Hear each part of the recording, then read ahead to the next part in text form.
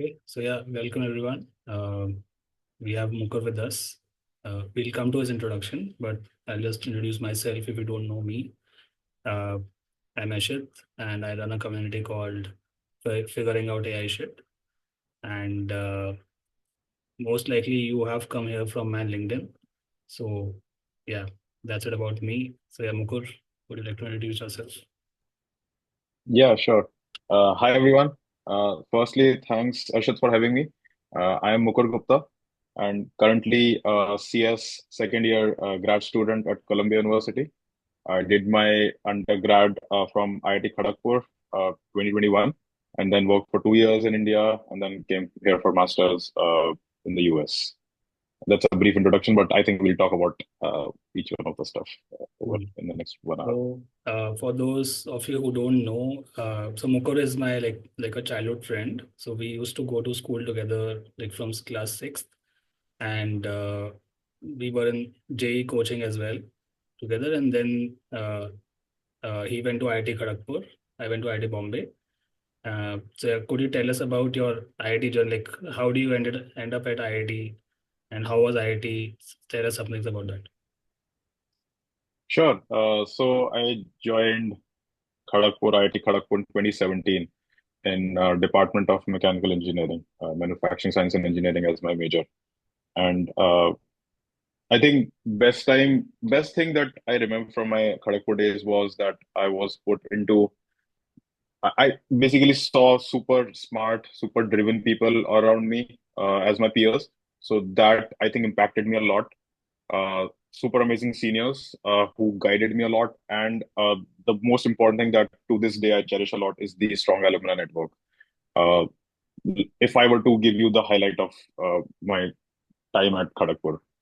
And then, of course, like during the first year, second year, I was studying my core courses of the mechanical engineering department. But at the side, I was also exploring maths and computer science courses as well. Uh, I think what got hooked to the world of data science was my first internship in the at the end of second year. That was with a SaaS firm called Manthan Services, where I worked on a very interesting problem statement with a brilliant team, brilliant manager. That was what showed me that okay, so this is how you can write code and it can make an actual impact, and you can earn good money as well in that field as opposed to mechanical engineering jobs in general. Yeah, that's how I started exploring the field of data science, ML, AI, uh, We'll more spend specifically from my second year. we'll Okay, yeah, spend sure, a sure. little bit time on how did you get introduced to the field because you are in the mechanical branch, right? So did you do some course in computer science, in machine learning, something like how did you get introduced? I think primarily because of my seniors at IIT Kharagpur.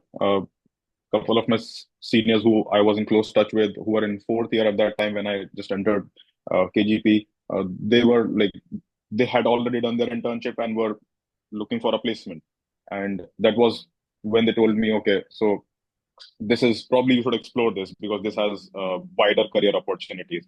So it started as having wider career opportunities, and then I got basically I held on to that because it became interesting. Got it. And what was the first step that you took in this, like in machine learning field? Like, did you do a course? What course did you start with, or did you start with a project? I think very first step zero was starting with a course of famous Andrew Ng of basics to machine learning, and then it I think intensified with my, as I said, second year internship. Got it. So after the course, you did the internship, and how did you get the internship? So internship again was off-campus internship hunt was again back in second year. I didn't know a lot, so just applied randomly. Talked to a lot of my seniors. Asked them where did you intern in your second year or third year. I would cold email those companies, and one of the cold emails I sent basically I got a response from there, and that's how I got interview and studied a lot for the interview.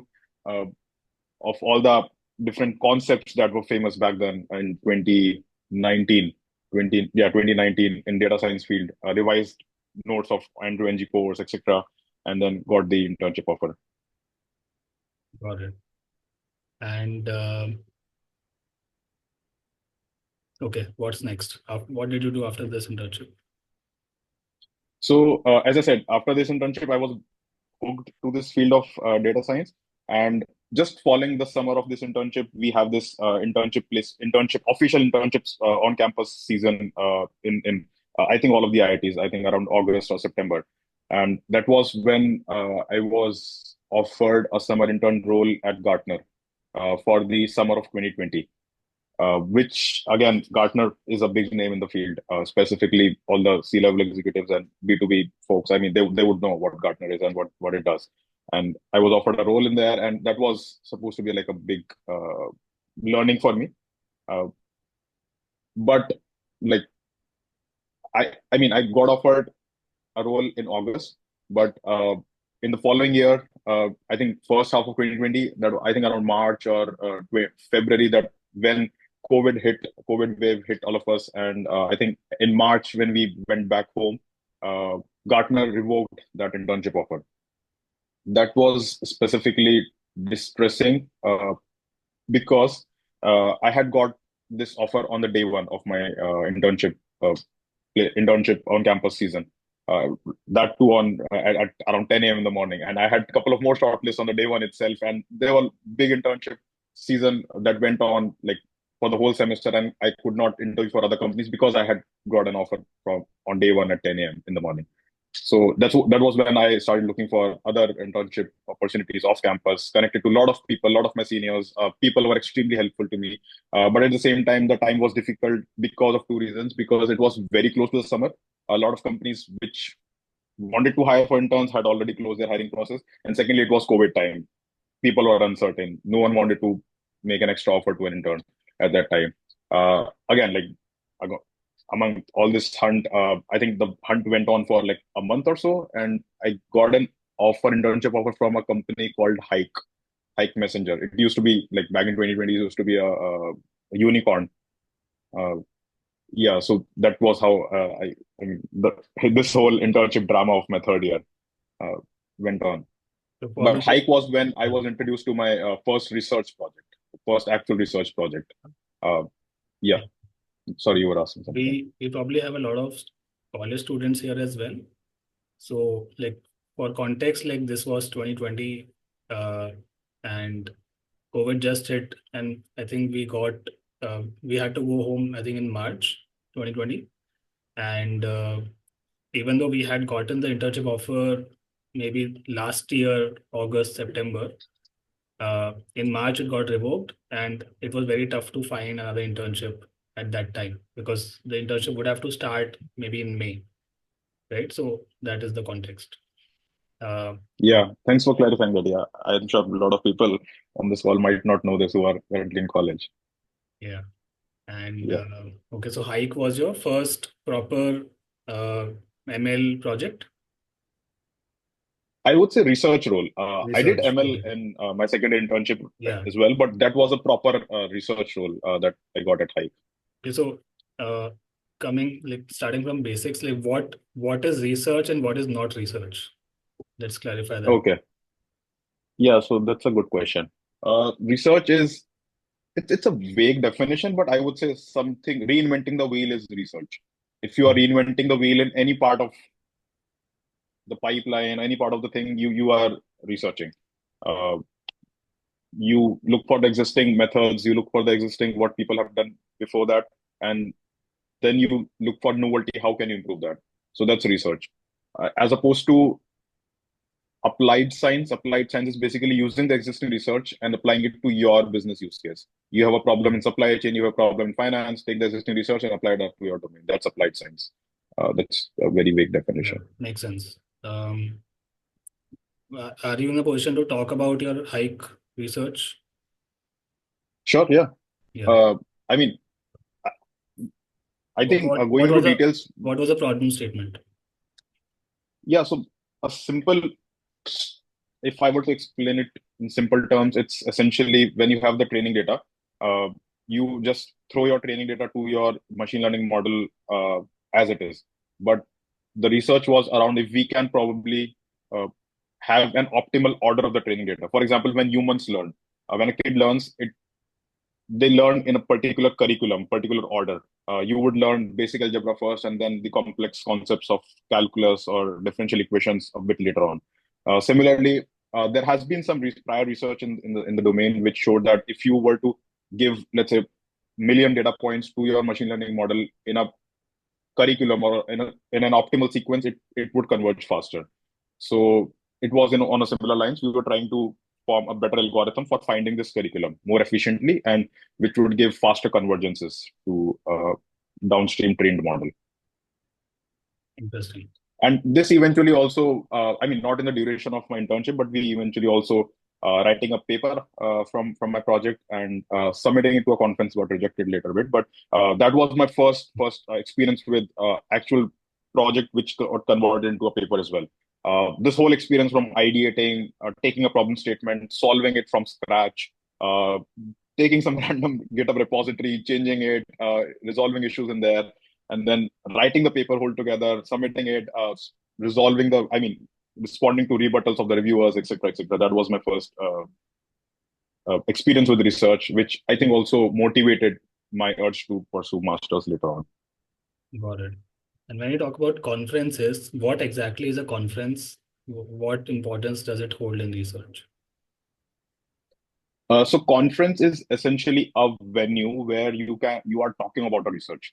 So basically think about it as a place where you're meeting your peers, other researchers who are also talking about their research, you are also talking about the research. And this essentially gives research, for a lack of better word, a validation that if your work is selected at, let's say, a A star venue, your Yeah. research is top tier. If it's at A, then not necessarily bad, but to some extent lesser quality or lesser novelty compared to A star. So that's what it is. Yeah. And you only go to conferences after you have published your paper, correct? Not necessarily. You Okay. can attend conferences even if you haven't published your paper. Okay. Are you able to present your research without publishing? No, no, no. You can just attend Okay, just what attend. other authors are presenting. Yeah. Got it. Cool. So internships are done. Now, what happened with the job Yeah. search? So job search again, as you would have already known, or people would already say that a big part of job search is lead code grind. You would have to study DSA for 2, 3 months, 4 months, whatever. Uh, Practice font and all those usual shit. I did that. I did the same thing. Practiced a lot of lead code and everything. Studied basic concepts of whatever, OOPS or operating systems, quant, all this stuff. But around, I think our placement season starts around the basically it's in IITs the placement season, the day one of placement season starts on 1st of December. And I think around October end or November first week, I got an intimation from Gartner that all the people that they had rolled an offer to for the internship roles, they are basically giving them an interview opportunity. So you are, I mean, November or October or December time, I'm sure Ashit would agree that this is a stressful time for all the people who are sitting in the placement season. A lot of uncertainties, a lot of randomness in the process as well. So that was when I accepted the interview offer, and I interviewed for Gartner. I think a couple of days before our actual placement began, and converted that. Got an offer from Gartner there itself in their data science team, and yeah, that was how I ended up at Gartner after my BTech at IIT Kharagpur. Did you end up interviewing for any other companies? I could not because in IITs, if you accept an offer on day X, you cannot interview any other company on day X plus one. Got it. Cool. And the interview was in December itself, the Gartner interview? It a couple of days before 1st December, so it was in November. So it was a pre-placement interview, PPI. It's classified as day zero. I don't know if that's the definition of day zero or not. Okay. And how many interviews was it? What all topics were discussed during the interviews? What were the interview rounds? Yeah. So as far as I remember, it were 3 or 2 rounds. I think 2 rounds. First interview was a panel. I was interviewed by the panel. one expert was from data science, and another It was expert was online, from right? software engineering. This was online. Yeah, it was. Yeah, Yeah. complete placement season was online back then. Uh, so panel, one of the expert was from data science, another expert was from software engineering. So data science expert was checked me on data science skills, uh, basic to fundamental to basic, explaining my own projects that I had done in the internships and the research projects, and a couple of hackathons that I had participated in, uh, explaining the models like LSTM, XGBoost in detail. Back in those days, these models used to be very popular as opposed to LLMs these days. Uh, and explaining loss functions, all that stuff. And software engineering expert asked me around concepts on operating systems, OOPS, and a couple of lead code questions as well. And followed by a leadership round. It was an eliminative round. Like if I cleared first round, I was moved to a second round on the same day, like within the duration of a couple of hours. The second round was taken by a senior leader who checked me on my business solve or problem formulation process, how I would formulate a business problem into a mathematical one, and how I would go around designing a solution for that. So most of the discussion was around that instead of being a bit more technical. So I also remember like you telling me there were a lot of questions on bias and variance. Was it this interview? Yes, yes. Bias and variance was in the first round. Yes, you're Okay. correct. So Bias, variance, loss functions, yeah, and trade-off. Yeah, you're right. Yeah. a lot of people these days don't study all this uh, because of LLMs, AI, agents, RAG, vector databases, right? But do you think it is still relevant today? It's extremely relevant today, especially because of these concepts. Because I like to think of it as how do you differentiate yourself uh, from an LLM which can do most of this stuff, right? Yeah, Uh, that is exactly by understanding these concepts. yeah. Um, so yeah, this interview is done. Uh, Now let's come to your job. Like, what did you do in your job? Yeah. So I was part of a personalized insights and recommendations team Also, at Gartner. one more thing before we Yeah, start about the job. Let me summarize for people who are currently looking for jobs, what all is important, what all might be important for that interview. So one thing might be DSA. If that company asks DSA historically, then you should know DSA. Then one thing is maths. So maths relevant for ML, that is probability, statistics, linear algebra, calculus. Uh, then is the proper core ML, that is starting from classical ML, then deep learning, and then maybe some generative AI algorithms. Okay, and then some end-to-end ML system design. So how do you start from a problem statement, and how do you go till deployment, right? Uh, and and maybe some software engineering principles like OS or networking, right? Anything apart from this? I think that sums it up pretty uh, concisely. Cool. So let's start with the job. Yeah.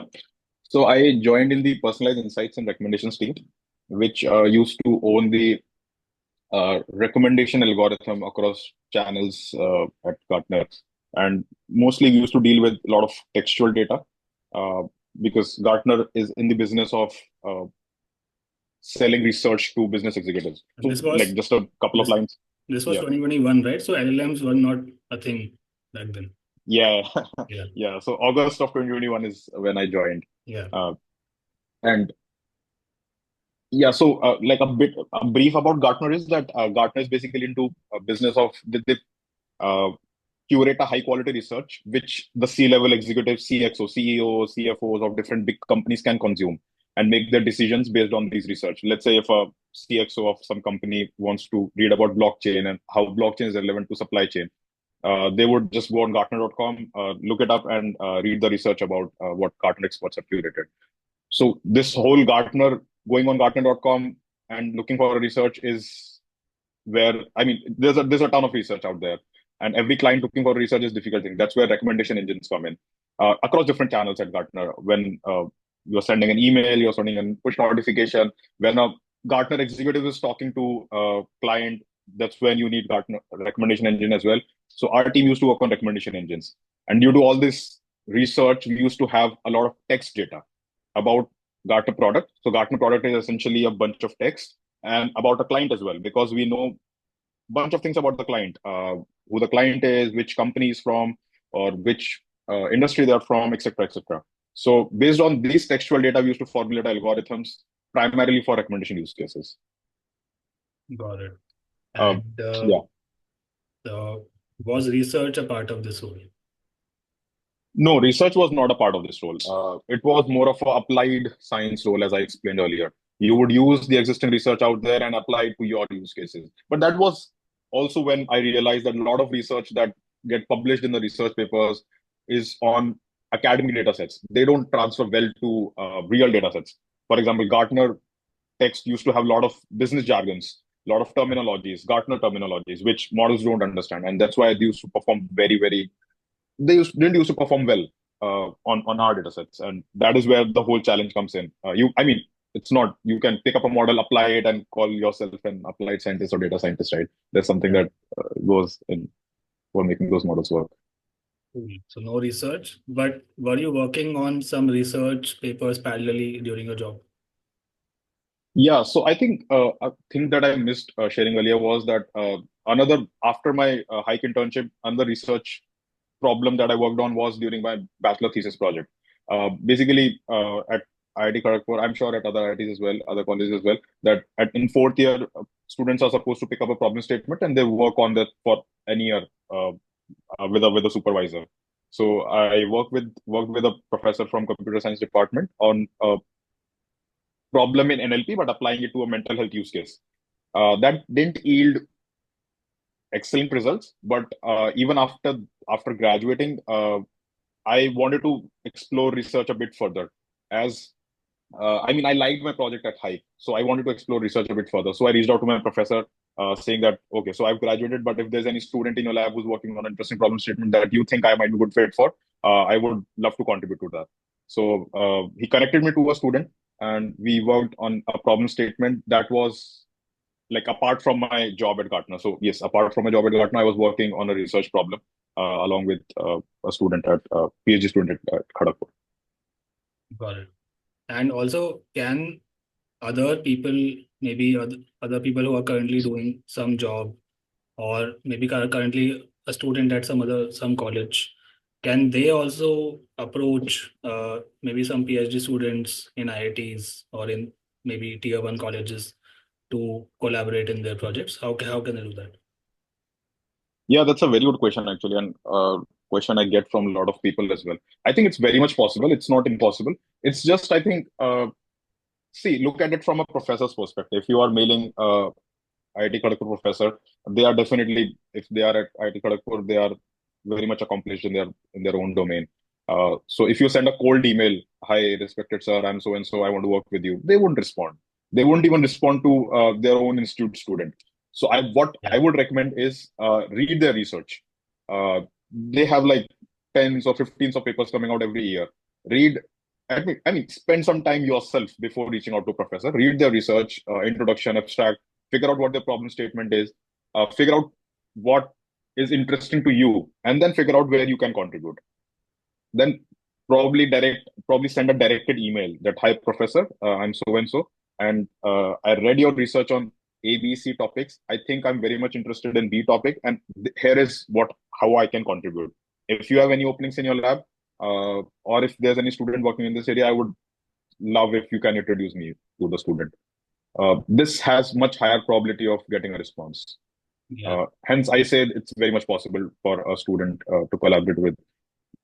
Not just, I mean, there are a lot of good universities doing good CS research apart from top IITs, Triple IT, Hyderabad, Delhi, second generation IITs. Yeah. A lot of good people are doing very good research Yeah. across different universities.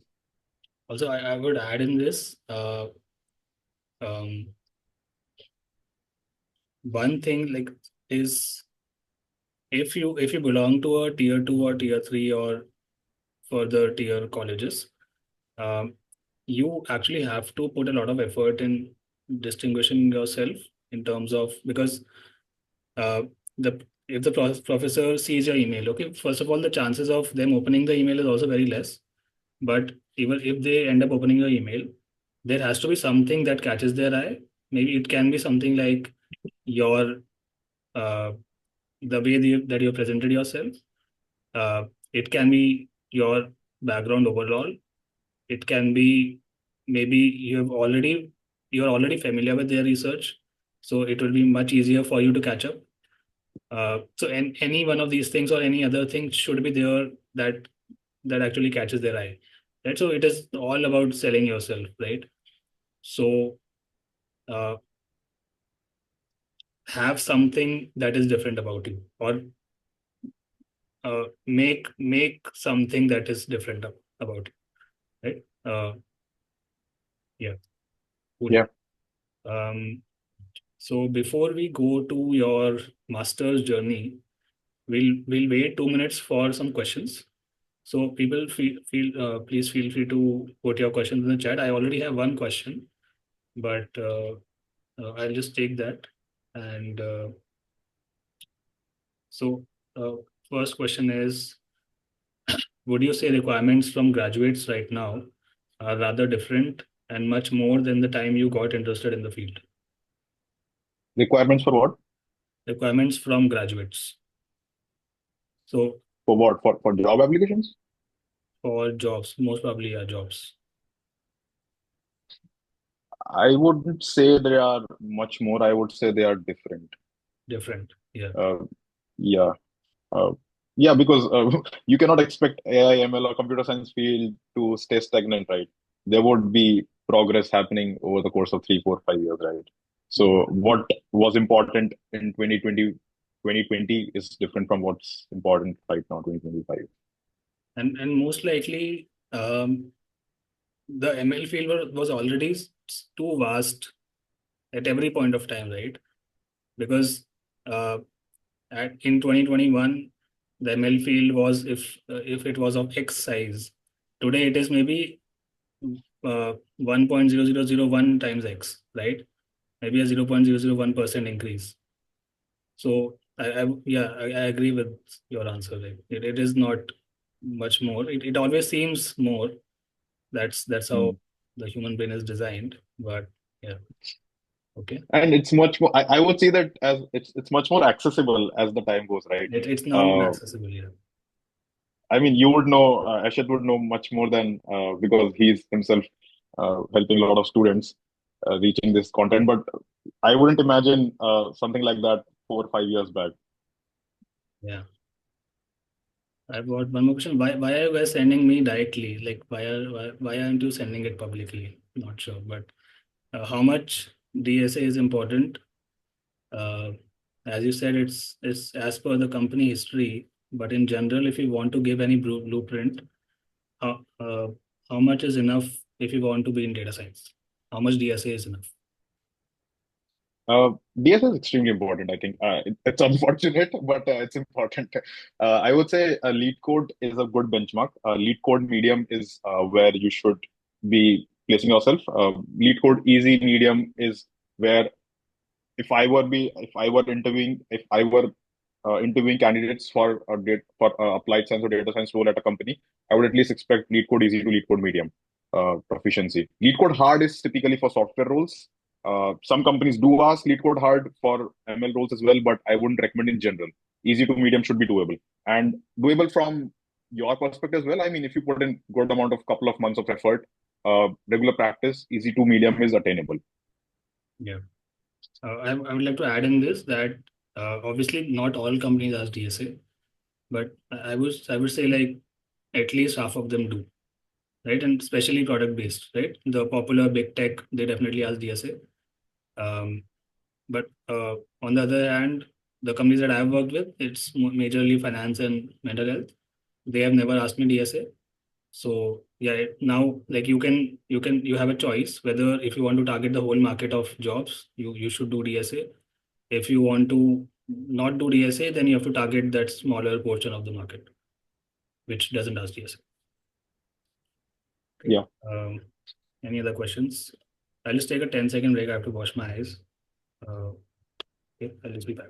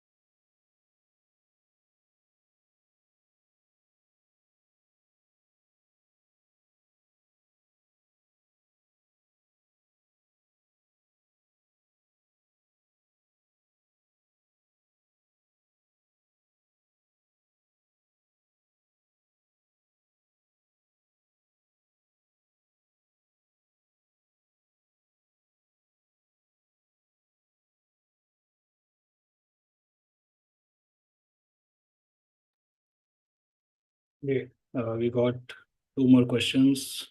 How can I learn ML system design? Okay. How can you learn ML system design?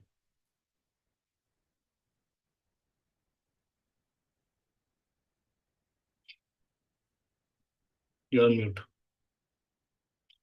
You can't unmute. Wait. Now. Yeah, thank you. Uh, I don't have a very good answer for this because I've never formally practiced ML system design. It's just so the only advice I can give you might not be the most optimal one.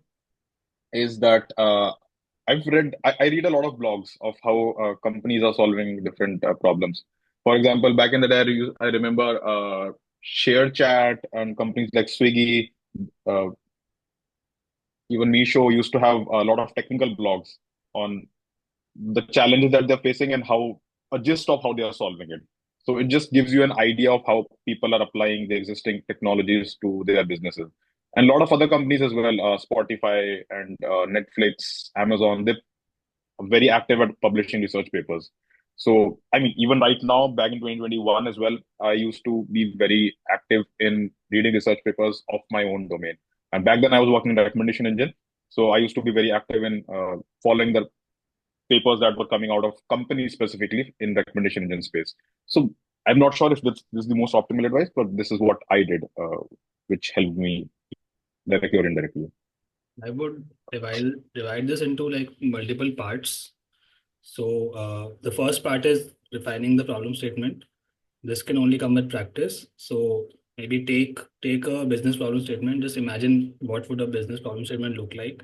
It would probably be like a single sentence, something like our revenue is decreasing. Okay, we want to increase it. This is the business problem statement.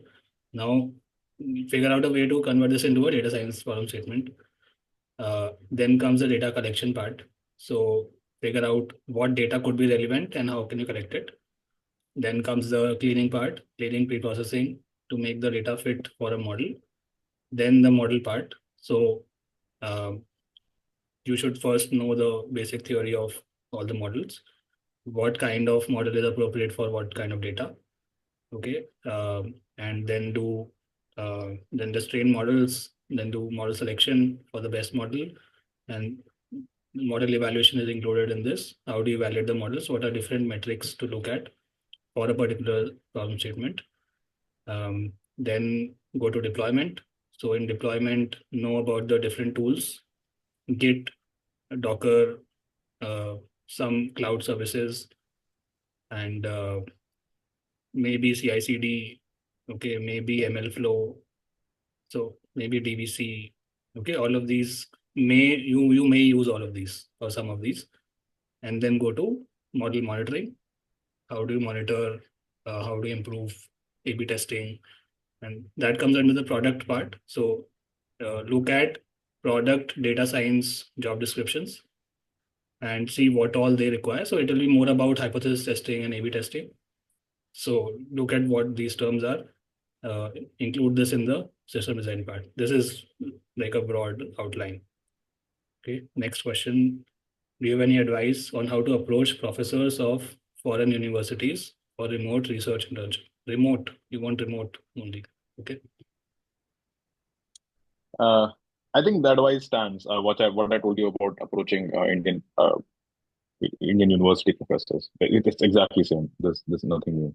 How common are remote research internships in the universities? Pretty common, especially Common? especially in the post-COVID world. They're pretty common. Okay. In the research world, people are. I mean, you're doing computer science research. That's the best part about computer science research. You Yeah. can just take your laptop anywhere and do your work. Yeah. But do people understand this? Like because since it is computer science, it can be remote. Yeah, they do, and especially in foreign university, it's very common. Okay. But I wouldn't recommend a remote research internship if it's your first research project, Yeah. because it in first research project you want to learn a lot, and a lot of learning, in my opinion, can be, I mean, different for other people's perspective. It happens when you are there in person. A Yeah. lot of things you lose out a lot when you're working remotely. Okay, let's move on to the next part about your master. So you did your Gartner job for how long? I did my job at Gartner from August 2021 to July, July or June 2023, So about 2 years. Uh, about 2 years. Yeah. and when did masters come into your mind? After my internship at Hike, the masters was an option. Not an option I was considering, but it was in the back of my mind. Okay, this is something I can do. And it, I think, intensified a lot during my job at Gartner. Uh, Primarily because I realized that I parallelly I was working in research as well. I was following research what was happening at big tech companies and big universities. So I knew the kind of work they were doing, and I realized that if I want to learn more, a lot more about this field, I cannot do this in industry because in industry you are bounded by the revenue decisions. You would ultimately end up prioritizing what drives up the revenue for the company, and which does not always optimizes your learning, your personal learning. So that's why I wanted to take a 2 year break from my industrial career and wanted to spend some proper time in academia, listening to professors, bright minds here in US, and then work on interesting research problems. Got it. And how did the process start? Like what does the application process look like for masters? Yeah, so I think an important caveat I realized back in 2021 as well was that firstly, when I joined Gartner, I myself wasn't sure that okay, I want to go for a master's or not. First thing was that, and secondly, if I want to go for masters, I was told by my several seniors that your non-CS undergrad degree would be a big obstacle. Because it's I mean now I see it's kind of understandable because if you are studying graduate level computer science courses, you have got to have knowledge of undergrad level computer science courses. If you don't have that, people would assume that you're not fit for the course. So hence, I mean that was one of the reasons why I continued working on research problems with my advisor at Kharagpur. Firstly, to keep exploring research domain, and secondly, to compensate for my non-CS undergrad degree. And sorry, what was your question? Application process, yeah. Yeah. And this all adds up in your application process because application process for masters is not like undergrad. You are not scored or you're not just based on a single score or single rank. Your overall profile is evaluated, and that includes your undergrad degree, your job experience, your research experience, your hackathons, or whatever you've done in that particular field of discipline, computer science or whatever. So hence my job at Gartner played a big role. My research at Kharagpur played a big role. My internship played a big role. And this all basically boils down to your resume or statement of purpose, basically a two-page essay where you tell your story. That this is who I am. This is how I started loving computer science. This is what all I did, and this is why I want to pursue a master's, and this is why you should take. So SOP is a big aspect. Then another big pillar is letter of recommendations. So you have to get, I think for most of the universities, you've got to get like three letter of recommendations from people you have worked with. Uh, I got couple of letter recommendations from my manager and directors at Gartner, who are like I've worked with them, so they can vouch for me that Mukul is this, he has done this, he has done that, and he's done whatever. I hope they said he's an amazing person to work with. I don't know. I mean, they are anonymous, so I don't know what they said about me. And couple of recommendations I got from Kharagpur. One from my advisor, BTech thesis advisor, and one from another professor that I worked with from mathematics department. The third pillar is other things like GRE, TOEFL. Those things are, I think, pretty manageable because the first two pillars are subjective. You can do stuff and the gains can be less or more. But with GRE, it's very linear. You study, there's a set syllabus you have to complete. You complete the syllabus, you'll get a good score in GRE or TOEFL. TOEFL is not it's just a requirement. You're not just based on that. GRE is kind of, you get a And safe score based on that. yeah. You And don't the get a score is rejection. Yeah. absolute, right? It's not a relative score. The GRE score. Yeah, score is absolute. And like again, this is my understanding, but GRE score is usually a rejection criteria. If you have very low score, you get rejected. But if you have very high score, does not matter. And so you take these exams and you get your LORs, you make your SOP. and then you start applying for the individual universities, correct? You have to apply for each and every university separately. Yes, you have to apply for each and every university separately. Another thing that I would add is that if you want to apply for masters, LOR and SOP or profile is something that you cannot build in a month or two. That's something which you'll have to, I mean, plan ahead. If you want to work, I mean, if you want to include a research project in your SOP, and if you want to get a letter of recommendation from a good professor, they won't give you a letter of recommendation for a 2 months work. You have to work. You have to do a good work for 6, 7, 8 months, and that's how research is done. Research requires a lot of patience. So plan ahead if you are thinking of masters at the back of your head. Mhm. And how expensive is the application process in itself? Like how expensive is GRE and TOEFL, and how It's an expensive is expensive business.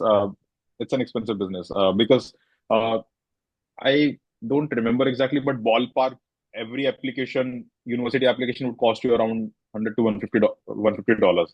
That's around 8,000 to 10,000 rupees for one single application. If you're applying to 10 schools, which is bare minimum, I would suggest people apply to 15, 20 as well. It would just the application process would cost you around a lakh or so. And GRE in itself was, I think, around 15K. I don't remember exactly, but around 150 to $200, uh, around that. And you have to pay a fee for every university that receives your GRE. okay? So when the GRE ETS, the company sends the GRE score to a company, you have to pay ETS some fee for sending the score to that university. So Is it's that an expensive is that business. a significant fee, or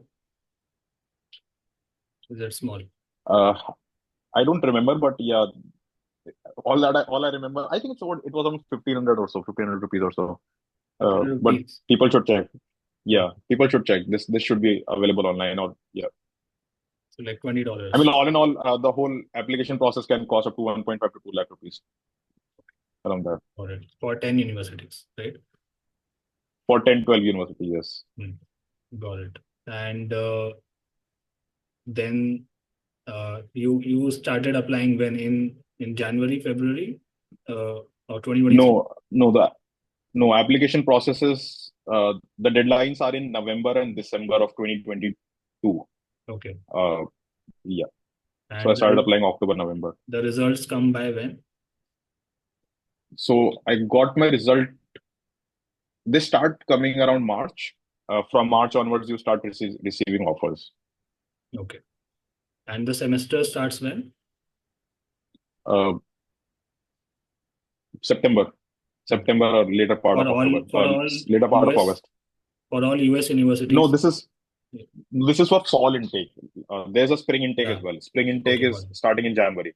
Yeah. Uh, the timeline is, I mean, you can shift the delta by the same Yeah, amount. yeah. Like it starts 4 months late, so application process would be 4 months late as well. And when it comes to machine learning or data science or AI, what are the top universities that people should consider?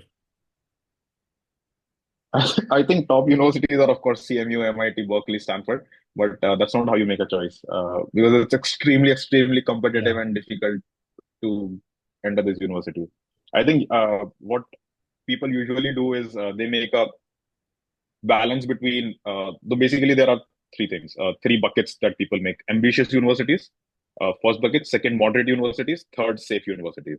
So if you get into ambitious, you'll choose that. Moderate is something which you have fair amount of chances of getting it. Safe universities are the ones which you are kind of sure that you definitely get in based on the historical data. So this is how I think how you should balance your choice of 10, 12 universities you're applying to. Hmm. And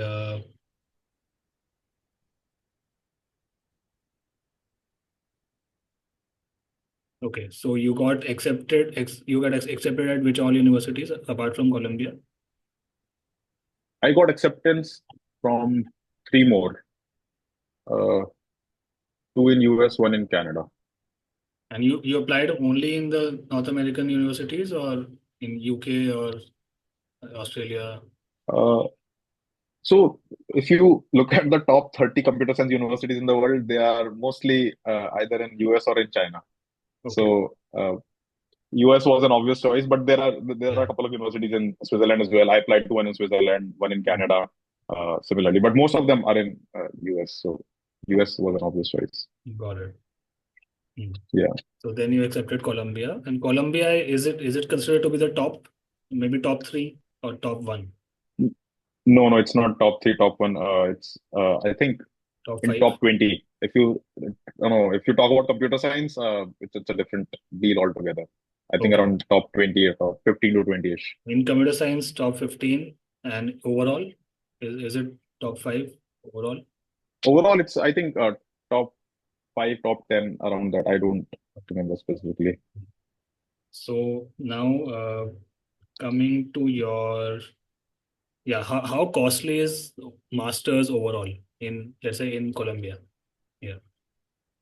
Yeah, so I think finances are a big aspect when you are deciding whether to Yeah. go for a master's or not. It's extremely important because after working for 1 or 2 years, you are earning in rupees, and over here you are spending very hefty amount in dollars.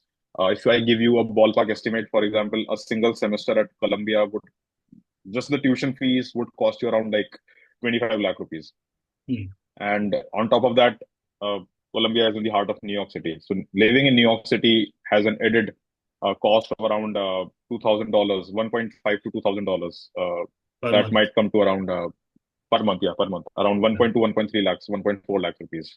So a Got single it. semester would cost you around 30 lakh rupees at Columbia. So it's an expensive business. And if you are taking an education loan, I think you should carefully consider because it takes a while for people to pay back that education loan even after getting a job in the US. Yeah. Uh, so sorry, just one more point that this is in general true for private universities. There's a big dichotomy between public universities and private universities in the US. Private universities are very expensive, similar to as Columbia is, but there are public universities as well, UCLA, UT Austin, and very good public Georgia Tech, etc., which are comparatively very cheap compared to private universities. So I think when you get the admits, this is an important factor to consider. So what would be a ballpark cost for a public university compared to this 30 lakhs per semester? I'm not sure. I'm not sure exactly, but Like, it might come down to around 15 or 12 to 15. like half, at least half. Okay.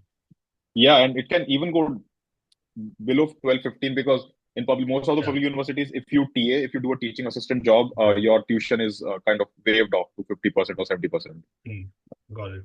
And also, can someone even complete the masters in lesser number of semesters than recommended? Does that happen a It's lot? possible.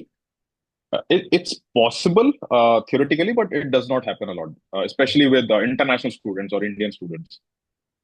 Especially because so the reason why that does not happen is because for example, at Columbia, the usual MSCS program is of 3 semesters, and if the person completes it in 2 semesters, they don't get the summer internship opportunity. Hmm. And summer internship opportunity is something which they would desire, which they would want to get. Can you skip a semester? Like one, three, one and then three? Can you do that? No, no, Okay. you cannot. I mean, at Columbia you cannot, but different universities have different rules and regulations. International students cannot because you are on a visa, and visa expires after third semester. Yeah. Also, some courses might run only in the even semester. Does that also happen? That Or some? happens, but that's not the stopping Okay. bottleneck because Got it. masters at most of the places, at least MSCS is very flexible. You can choose whatever courses you want. There are no set Yeah. requirements. Got it. Cool. So we understood the finances. Coming to uh, your Colombia experience, like tell us something about it. What happened at Colombia? So my Columbia experience has been, I mean, I'm grateful for the experience I've had at Columbia because my experience at Columbia has been very, very extremely research heavy in computer science. I've been very fortunate to work with very top professors in the computer science world. From second semester onwards, I've been working as a research assistant as well. This is my fourth semester going on right now, and I mean, my professor, my advisor has been very generous enough to fund me completely. She's been funding my tuition fees. I don't pay any tuition fees at Columbia, and she gives me a stipend as well, which manages a lot of my expenses. So I've been very fortunate in that term, and I've learned a lot from the research. I've been doing research from the first semester uh, on different I was doing research on different topic, but started working officially as a research assistant in the second semester. During the summer, I interned at Apple in their multimodal AI team, and I've spent last 2 semesters. Well, this is my fourth semester on doing research at Columbia. So, okay, I've said research too much, but yeah, this has been my Columbia journey so far.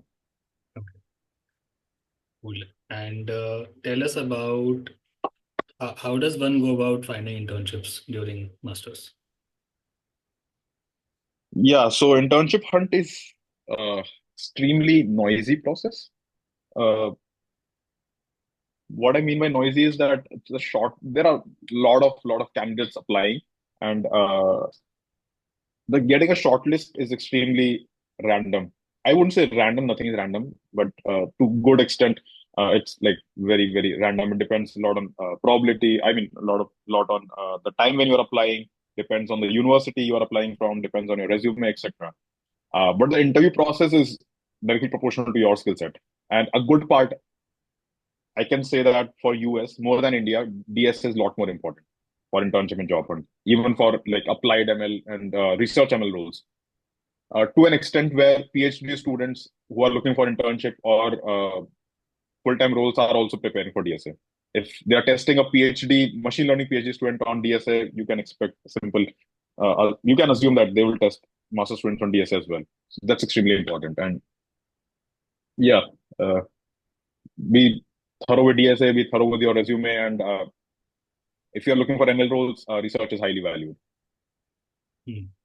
So let's say if 100 people are doing masters at Columbia, would all of them end up getting internships, or would some of them not get internships? That's difficult to say because the US hiring process, it's too partly not like India because in India, IITs or triple IITs are valued much more than all the other colleges.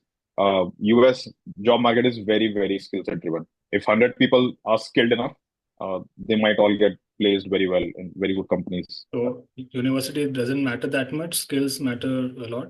Is that the answer? Yes, skills matter a lot. Yes, but university can give you the infrastructure. For example, Columbia gave me an infrastructure to do a quality research. They have labs, they Yeah, have good professors who can facilitate that. got it. Got it. And to just to add on to that, there are no on-campus placements in Yeah. US. So that's an added layer of why university does not matter a lot when you're getting a job. Of course, Hmm. some brand name matters. If you're Stanford, MIT on your resume, you would higher you bit higher likely possibility of getting a shortlist at Apple, but does not mean that you don't have probability of getting a shortlist at Apple if you're not Stanford or MIT. Got it.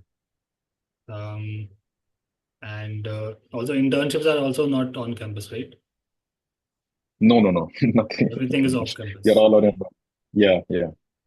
What were you talking about the summer internship thing, like summer internship program uh, in the third semester? What were you talking about in Colombia? No. I just said that. I just said that after my second semester, I did my internship, summer internship at Apple, which I got completely from like my own application and off-campus application process. Uh, okay. Um, Coming to the job scene, how different is it from India in the US? So we got to know about Yeah. DSA. DSA is definitely more important. Uh, what else? What other differences did you find? Or also, how many companies have you interviewed at in the US? Uh, I've interviewed like for internships.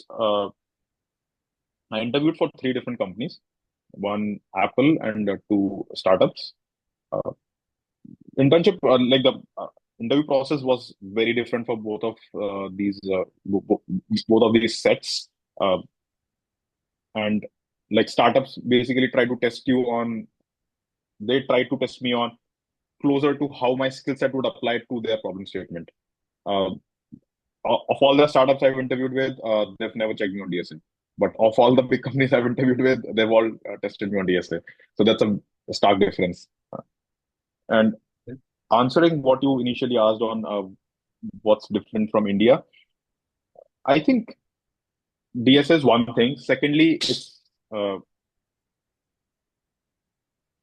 I think it's very much dependent on the role that you are interviewing for. Right now, I'm interviewing for research and applied science roles, and hence the focus is extremely on my research works, my own research works that I've done, and how uh, it would apply to their problem statement, Hmm. more or less. Okay. Coming to, let's take the questions first and then let's continue. Uh, Sure. Aman has a question, which is the best article? Okay, where do you get the articles or blogs for data science and AI? So research papers you can typically find by just scholar.google.com. There's a Google Scholar website. You can simply put in your keywords, what you're looking for, and you'll get, if you're looking for recommendation engine or LLM papers from Amazon, just type LLM or whatever topic of LLM, let's say, I don't know, recommendation engine, and then from Amazon. You would get the research papers. And for blogs, I think you would have to follow these companies individually because I remember I used to follow Swiggy and a couple of other companies. Swiggy had this uh, blog, a technical blog series where they Swiggy used to post Bytes. what they were working on. Yeah, Sorry, Swiggy Bytes. bytes exactly. Yeah. And yeah, I think there's no. I am not aware of any consolidated resource which would list all of these things. Okay. Rishi has a question.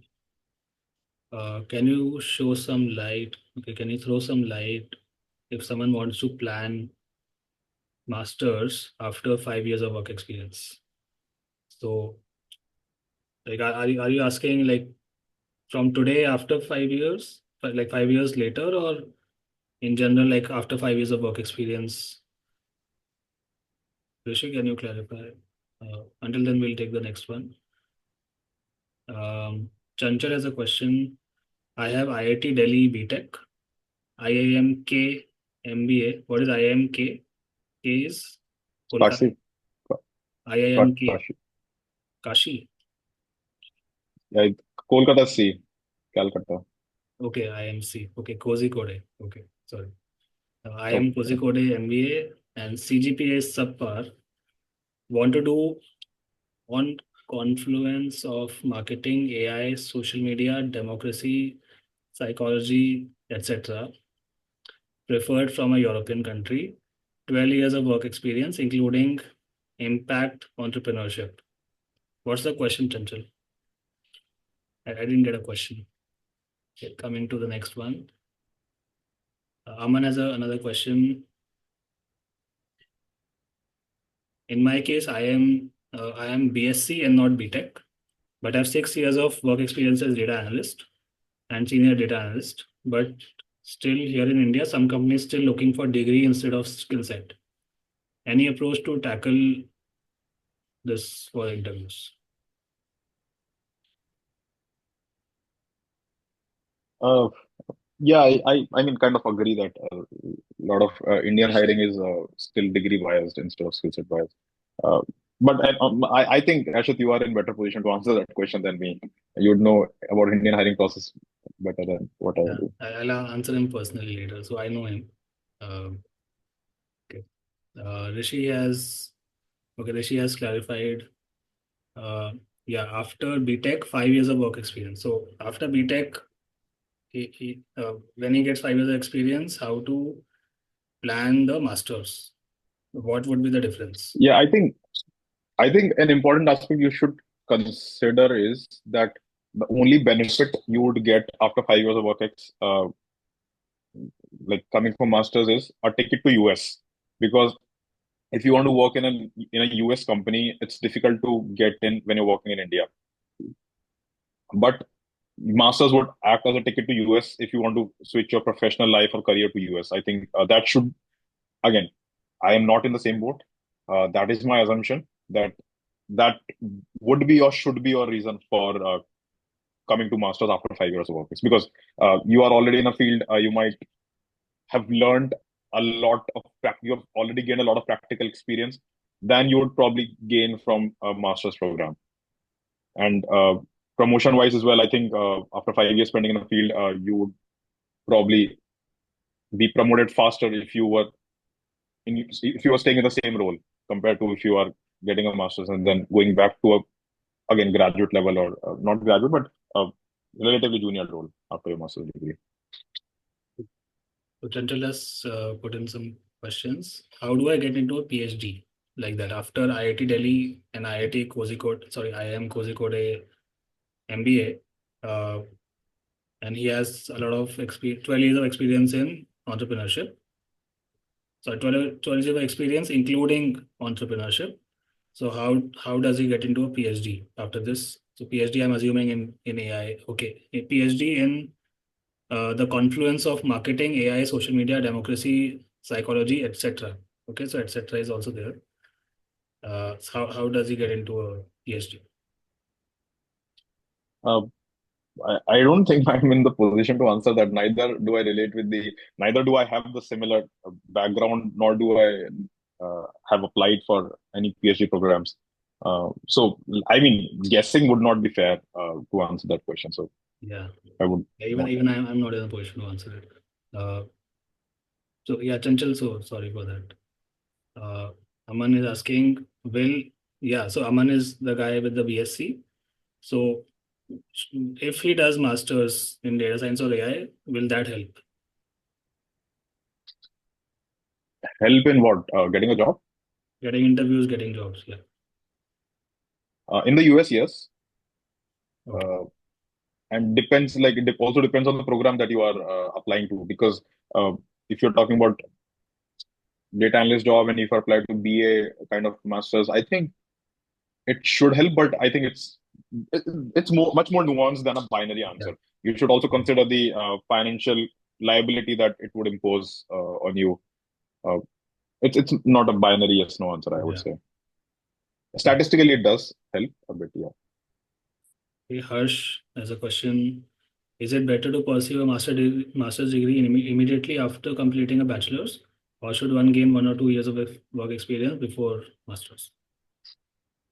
I would say it depends on. So in my case, I was not sure that if I want to do a master's or not. So firstly, that's something you should consider. Why do you want to do masters? And if you're sure, if you do want to do a master's, and secondly, uh, looking back, I think that's my again speculation. But if I would have applied right after my undergrad, I would not get into Columbia because my work experience, I did not have a CS undergrad.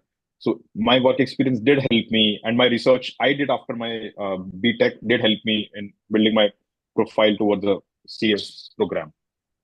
So yeah, Got it. Rohit has a question. How can one effectively do remote research activities with professor alongside a full-time job? I think it's doable, especially assuming that most of the folks in this webinar are uh, currently in college or probably 1 or 2 years after college, or probably 2 3 years. So it's very much doable because in a full time job you wouldn't spend, I would assume, more than 8 9 hours, or that's also on the upper end. That's my assumption. You can always put in couple of hours a day in a research and couple of hours a day and working on weekends. I know it's not easy for sure, but if you want to do research alongside a full time job, that's the cost you pay. Couple of hours a day and working on the weekends, and that's very much possible because I've done that, and that's why I'm saying that it's possible. The important thing is to get in touch with the professor and get get a research get onto a research get associated with a research lab, and for that you'll have to do a homework that I talked about a bit before. You have to Yeah. read about a professor and through a directed email. Rudranshu is asking, are there any scholarship opportunities apart from RA or TA in MS programs, especially in CS or DS or data science in USA? Also, if applying for an education loan, would it be better to go for a collateral and co-signer free loan? I'm not a financial advisor, so I won't answer the latter part of the question. uh, I mean, I can tell you what I did. Don't have any advice for the latter part of the question. For the first part of the question, scholarships are there, so you should be prepared. People do get scholarships. That's not impossible, but very rare. So be prepared for that. And for the second part, I did collateral free loan, I think. But getting a collateral free loan, that's very much dependent on each person's or your parents or your family's credit history and a lot of other things. So would avoid that. I would dodge that question. Yeah. Um, okay, let's discuss about, okay, when it comes to publishing research, okay, what are the steps? Uh, let's say someone from this webinar approaches some professor in either their college or in some other college and starts doing some research, starts writing a paper. Now, how do they uh, get it published somewhere? Like, first of all, like what are the options? Where all you can get it published? What are the best places to get it published? And what's the process? Yeah, I think it all starts from identifying the problem statement, the problem itself. Like there is an existing pool of existing sea of research or existing papers that are out there. You go through all of them and then you identify what's missing in the existing literature. That okay, so this is what hasn't been done, and this is which should be helpful in the future. For example, I work on code generation and video understanding problem statements. So we looked at all the papers which have been previously worked upon in the video understanding space. Video understanding, as in like if there's a video given to an LLM, would LLM be able to answer the complex questions of, let's say, what is happening in this call? Uh, what is Ashit saying, and how is Mukul responding? How are the emotions in this call, etc., etc. I would review all the research that has gone through, and then I would try to define a problem that I would want to solve, an open-ended problem which hasn't been solved before. And then you go about after defining this problem. I mean, when you're working on your first research project, it's extremely difficult. I wouldn't expect anyone to be able to define a problem statement on their own. So this is where the guidance from professor or the PhD students come in. They are already aware with the works in the field. If a PhD student has spent like 3 years on a single problem statement, they are aware of what has happened in the field before and what doesn't work, what works. So they would have some intuition around what kind of problem statement they would want to give their next 5, 6, 7, 8 months on. You define problem statement and then you start solving it. Be it it can involve variety of steps like collecting the data, for example, or you might have in that problem statement the existing benchmarks, existing data sets. You'll probably want to build better architecture of better models. You will review the existing models, train or fine tune the models, and then use the existing benchmarks. For example, which where you can show that we have this much performance gain compared to the previous approaches. After you have done this, you start writing the paper. Paper is essentially telling your whole story that see, this is what people have done, and this is what is lacking, and this is where our research comes in. You write a story about it, and then you put in all your details. I mean, as like model details, what is your contribution, etc., etc., and then you submit a paper to a conference. Most of this stuff, I would say, is managed or is guided upon by the professor. So this is why I think in the first research, it's close to it's not impossible, but extremely difficult to do it independently. Hence, I suggest collaborating with a lab or a professor to in your first research project. It's submitted to a conference. Conference have different rankings. Some conferences are more reputed than the others in different areas of computer science. There are some ML conferences, there are security conferences, there are operating system conferences. Based on where your paper is, where your work is, you submit to a conference. It will go through a review process. You will get the reviews. You will do the rebuttal. You will basically respond to the reviewers. Okay, so you misunderstood this. This is what we do. You revise the paper based on the reviews, and if it's accepted, you basically publish the paper. You get to present that paper at a conference venue. So this whole cycle, which I must highlight, is not a short one. Solving the problem statement in itself, typically, if you're working on good problem statements, it will take anywhere around 6 months to 1 year, 1.5 year, 2 years.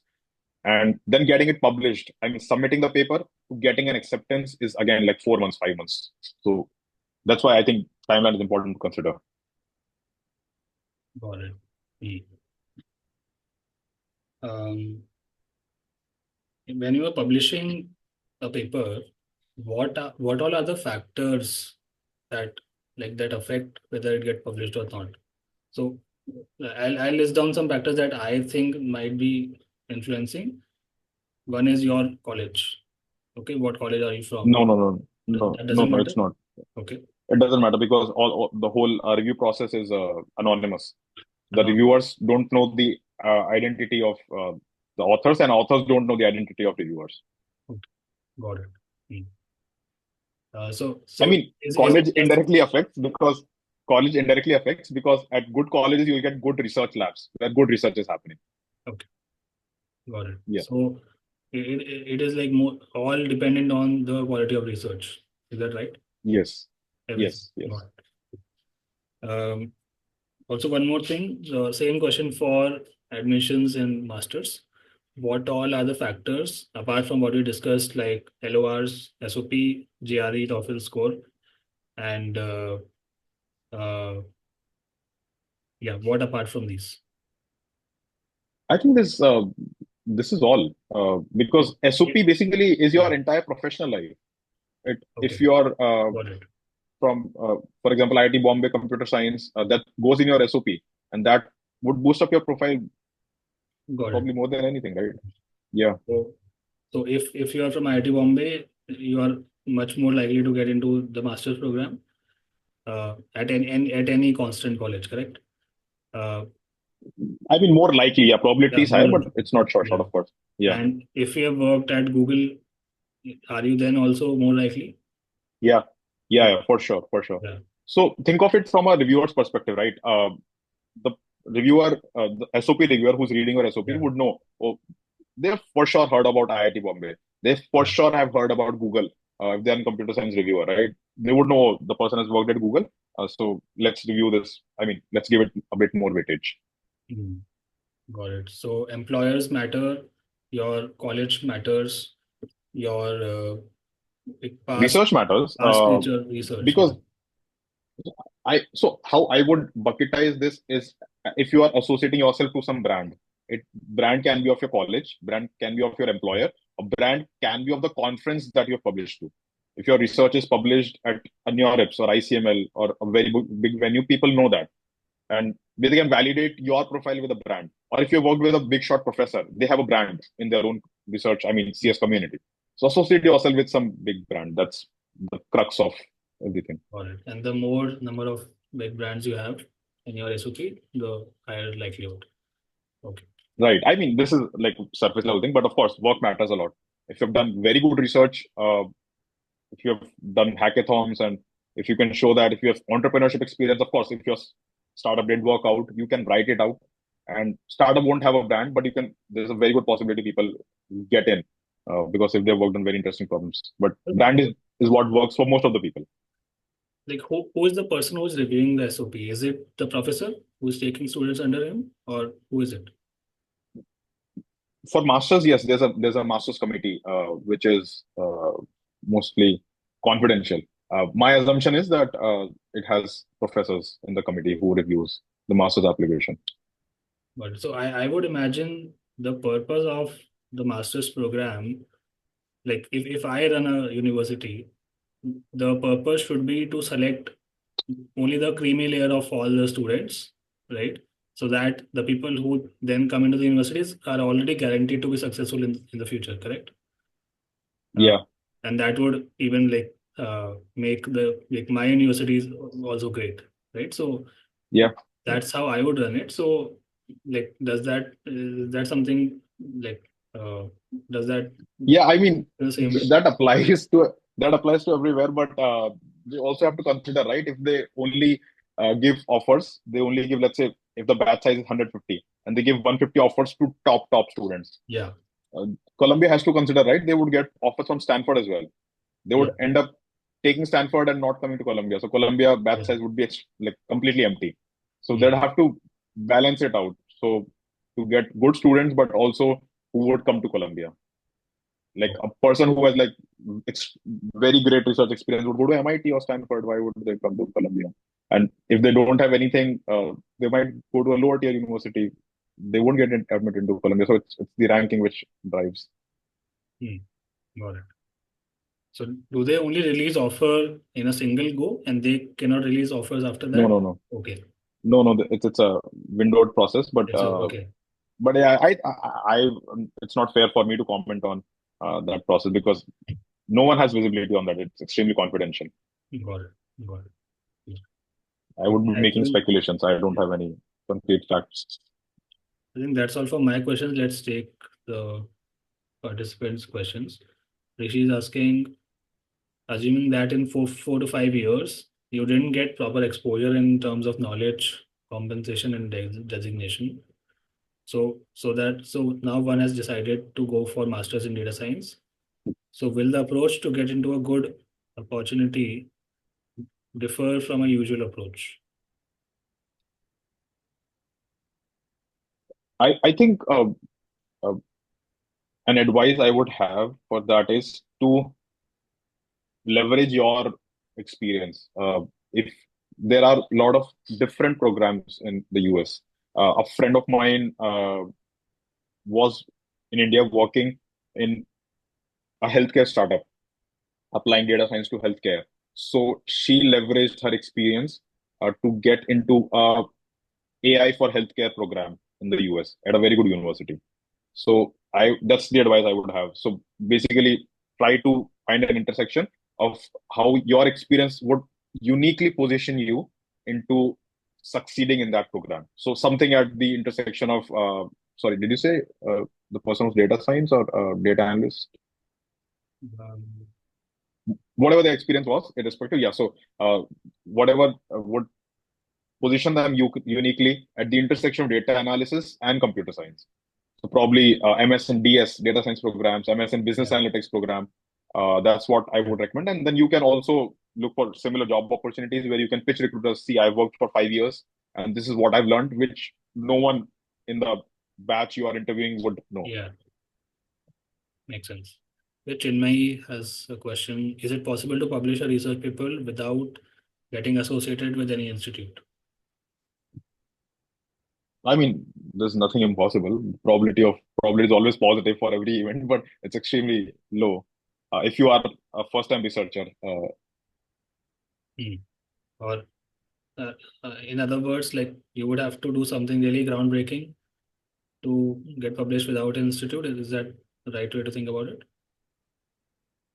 I would say doing something groundbreaking without mentorship in the first research project is extremely improbable. Yeah, but you would have to do that to get published without an institute. Does that is No, that valid? so publication and institute, they don't have any direct relation. I mean, Yeah, causal relation. yeah, Good institute does not imply good publication because the publication process is whole anonymous. yeah. But the good institute implies good research, and good research implies publication. Okay. So answer is that it is possible. Okay. So Uh, yeah, yeah. everything is possible. Rudranshu has a question. For research papers for CS, do journal papers hold an advantage over conference papers while applying for MS? They do. Journal papers are. So again, I would say there's a big ranking of how venues are ranked. Uh, in computer science, conferences are more common. In other areas, for example, mechanical engineering, other areas like maths and similar areas, journals are more prominent. But there are few extremely good journals as well, but they are very difficult to get in. Con Journals do value, yeah, I agree. It's just the computer science has more number of conferences than the number of journals. So having a journal paper is more valuable in computer science.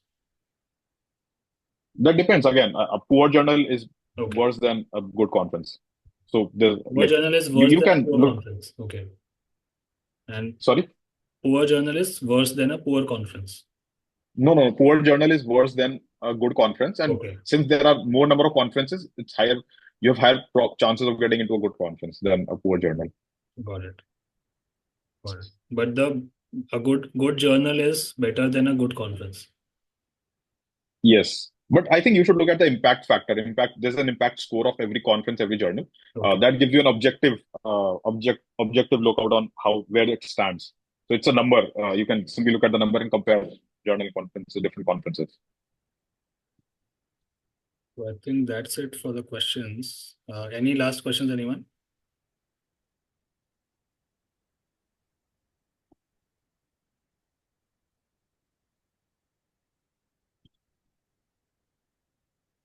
We'll wait for 10, 20 seconds.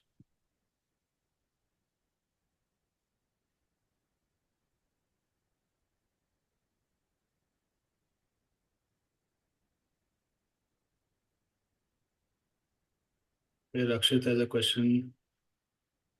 Is the US market really as bad as people claim, especially considering your experience in working in India? Okay. Is the US market bad right now, job market? It's bad compared to what it was 3, 4 years back, but it has improved compared to last year. That's my take. Okay. Also, what trends are you seeing in AI companies now? They're asking a lot about LLMs, but the infrastructure and overall processes don't seem to be fully ready yet. No, I don't agree with the later claim because uh, the companies which are working on LLMs, that's my take, that LLM companies are not building LLMs now. Most of the companies are not in the business of building LLMs. Most of the companies are adopting the existing LLMs to some particular domain or use case. OpenAI is building an LLM, Anthropic is building an LLM. The business is to use these existing LLMs for, let's say, finance domain, healthcare domain, legal domain, or agentic applications. That's where the business lies, and the infrastructure needed for that, companies have that. So I Mm. won't say build another OpenAI or another Anthropic, but adopt it to your domain or take it to the real world. Robotics, for example. Mm. So infrastructure is still OpenAI's, right? Uh, the LLMs are still hosted with them. You're not hosting your own LLMs most of the times.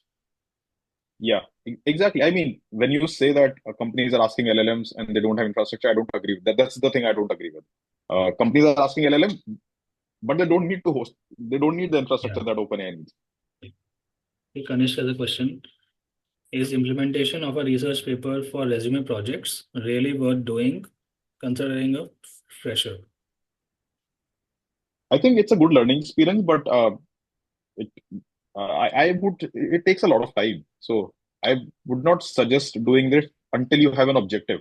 So if you are reaching out to a professor, or if you're reaching out to the authors themselves of that paper, that I want to work with you, work for you as an intern, as a research intern, and I've implemented this as a validation that I understand your work, or I have the capabilities, I have the skill set. That's a good objective. But doing it without any objective is, I wouldn't suggest it. Spend your time probably reading, getting more general skills, and spend it in hackathons and other things instead of implementing a paper. Yeah, makes sense. So Rakshit is asking, so should we focus more on the application side then?